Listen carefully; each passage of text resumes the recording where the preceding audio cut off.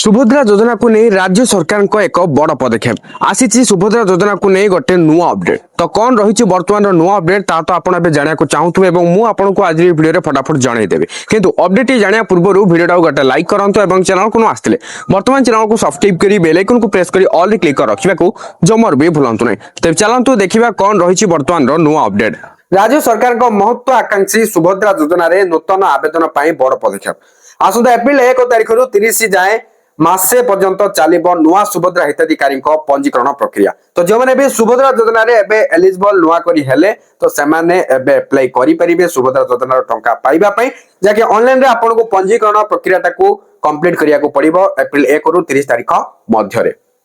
Subhadra portal माध्यम नूतन आवेदन ग्रहण करा सूचना रही योजना रे अधिक संख्यक योग्य हिताधिकारी को सामिल करने एक गुरुत्वपूर्ण पदक्षेप ग्रहण करा सूचना योग्य सुभद्रा योजना रे सामिल होगा केतोटी मानदंड रही आवेदनकारी बयस सीमा जमती कि 2026 एप्रिल 1 सुधा 21 वर्ष रु 60 वर्ष मध्य होइथिबा आवश्यक।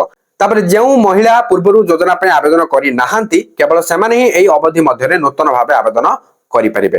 पूर्व आवेदन करिथिबा महिला आवेदन ग्रहण करा जिवो नाही। योग्य विवेचित हिताधिकारी को 2026-27 आर्थिक वर्ष योजनार अवधि पर्यंत वार्षिक 2टी किस्ती रे मोट 10,000 टंकार सहायता राशि प्रदान करा जिवो। नूतन आवेदन गुड़िक साधारण सेवा केंद्र जोड़ा कि CSC जोड़ा कि कॉमन सर्विस सेंटर बा जनसेवा केंद्र एवं आम सेवा केंद्र माध्यम सुभद्रा पोर्टाल जरिया पंजीकृत करा जिवो।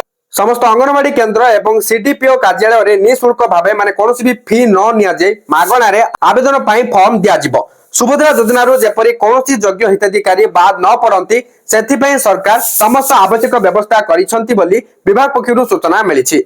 तबे आपण जानि परिथिबे कोन थिला नुवा अपडेट। तो वीडियो किसी इन्फॉर्मेटिव थिला तेनको लाइक करिवे शेयर करिवे एवं एई टाइप रो इन्फॉर्मेटिव वीडियो पाए पे चाहूथले चैनल को सब्सक्राइब करनेबे बेल आइकन को प्रेस कर ऑल क्लिक कर रखनेबे ता सहित जदि मते सोशल मीडिया रे फॉलो करनाती फॉलो करनियंतु डिस्क्रिप्शन रे लिंक रहिछि चेक आउट करनेबे।